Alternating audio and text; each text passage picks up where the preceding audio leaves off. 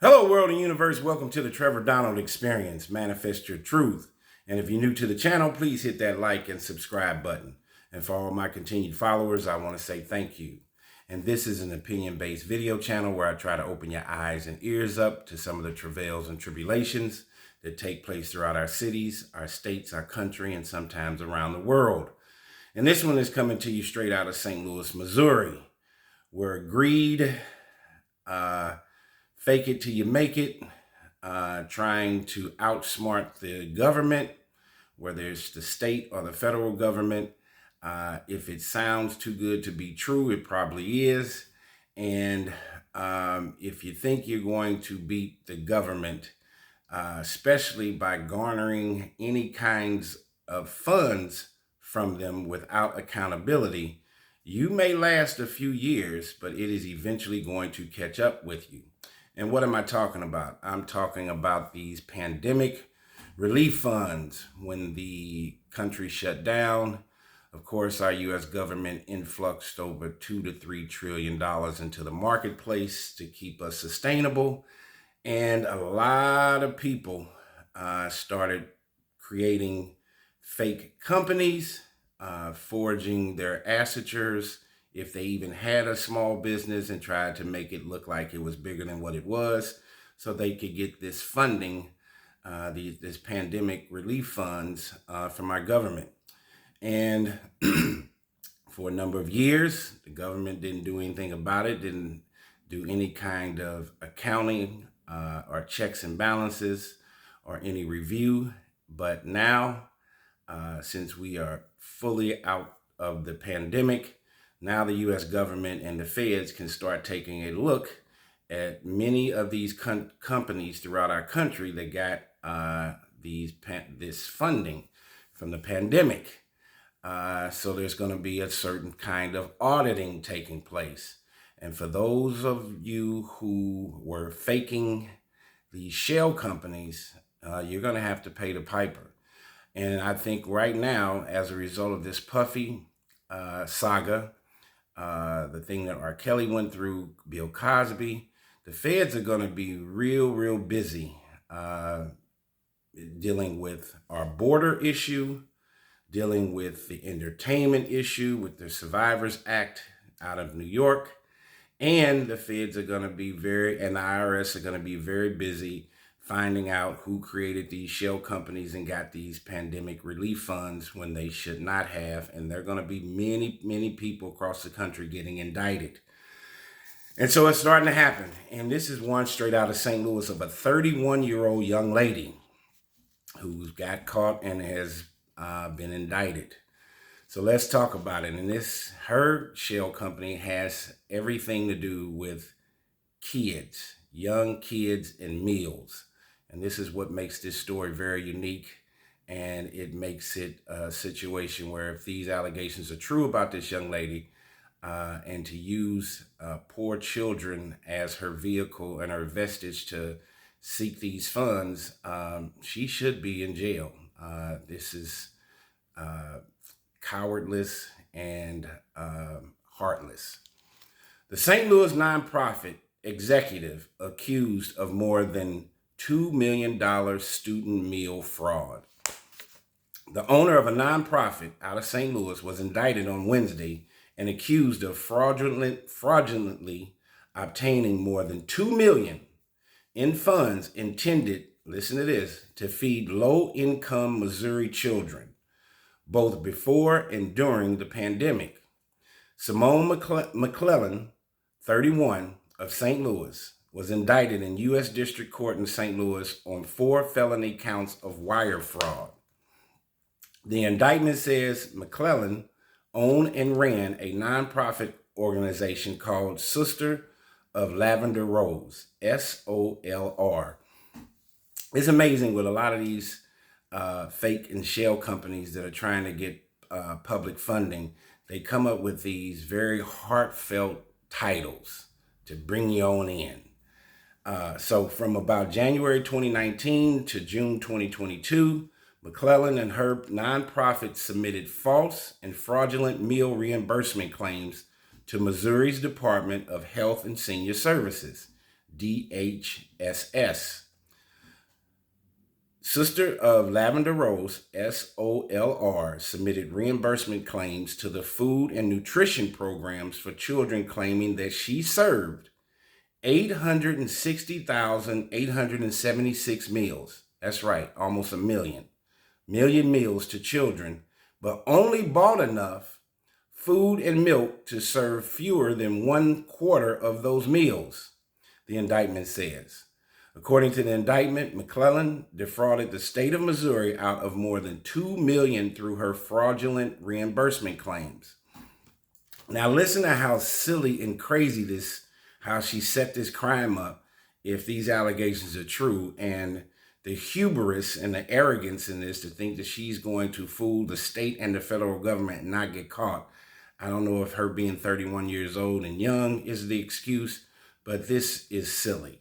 The indictment says McClellan attempted to cover up her crime by providing bogus sign-in sheets to DHSS, falsely claiming to have taken the attendance of meal receipts at certain food distribution locations.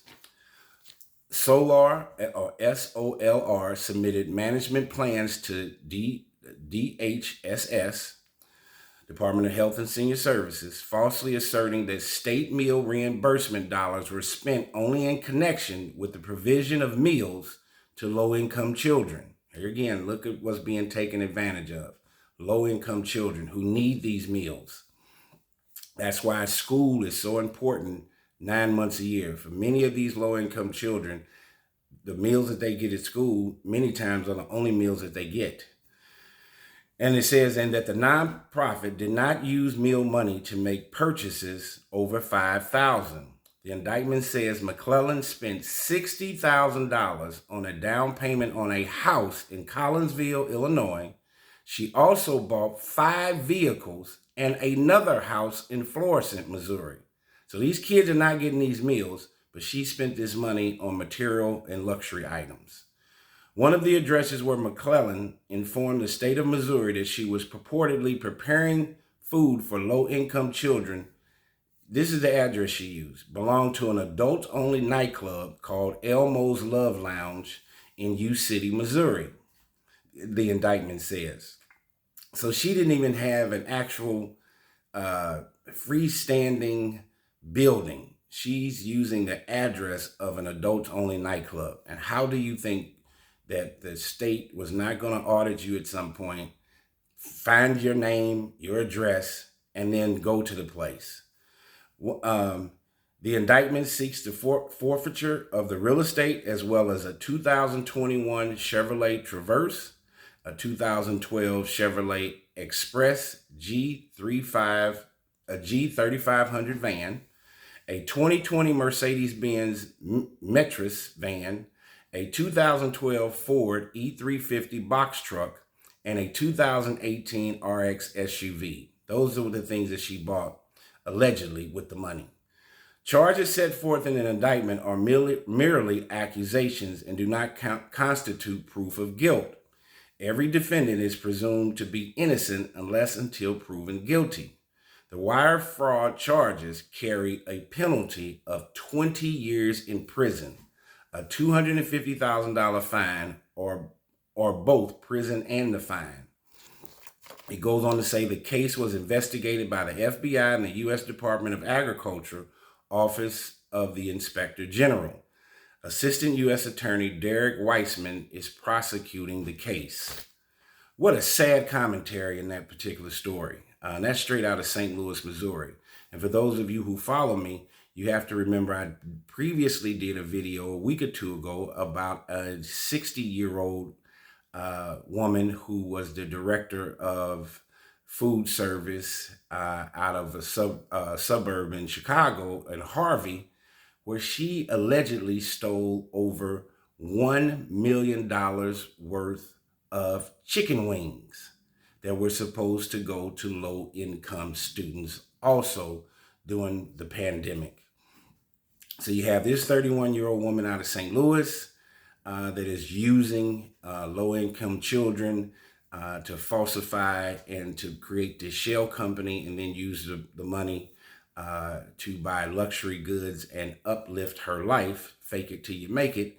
I told you about the one in Chicago. This woman was like 63 years old, and she was stealing and creating invoices and stole over $1 million worth of chicken wings that were supposed to be meals for low-income children, and she got caught. What are we doing in today's time? And to use and abuse the most helpless and the neediest people of all, our children, this is completely egregious and heartless.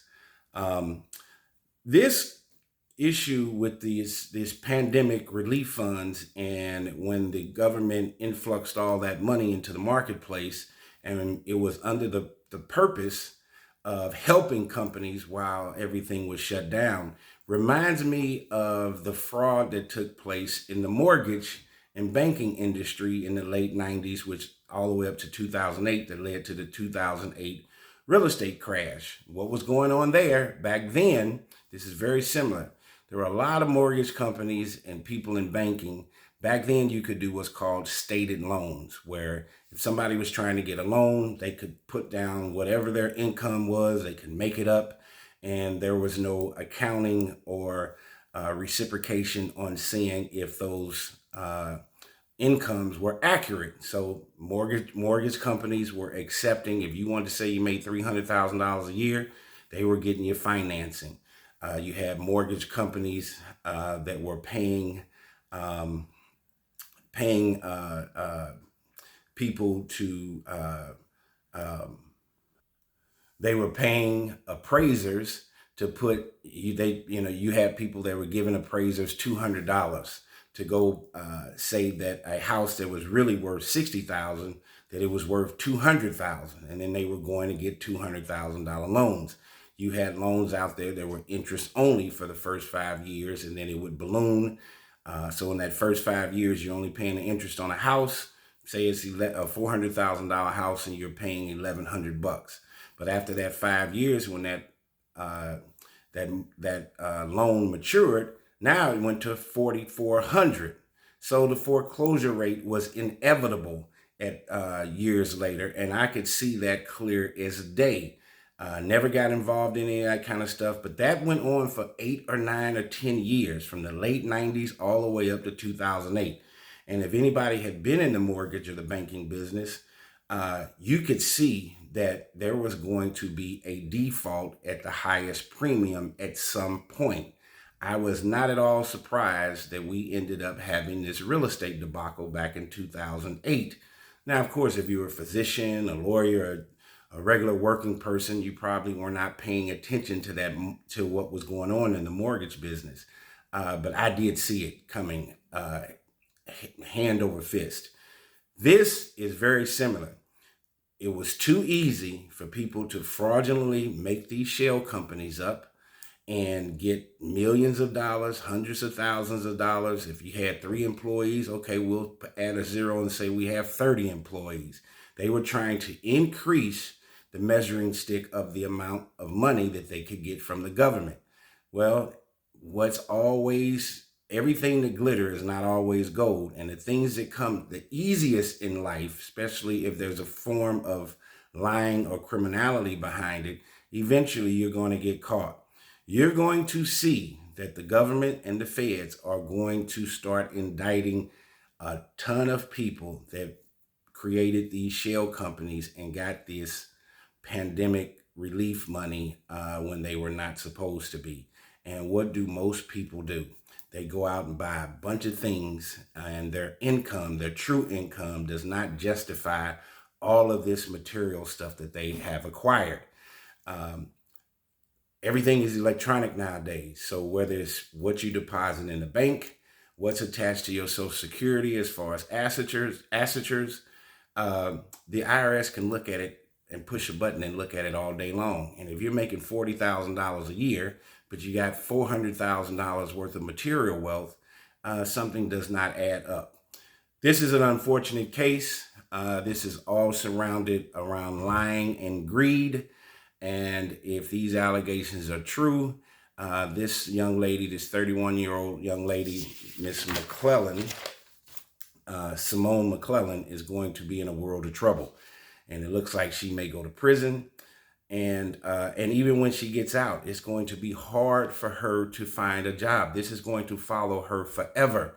When we make adult decisions and adult mistakes, there are adult consequences. And with her having 4 felony counts of wire fraud, fraudulently creating documents against the state and U.S. government, that is going to be on her resume forever. She'll never be able to work in banking, be around money, and this will be a very unfortunate circumstance. And this was all at the mercy of poor, low-income children and a meal plan. Tell me what you think. We got to do better in this world today, and we definitely should not use our children to fraudulently upscale our lives.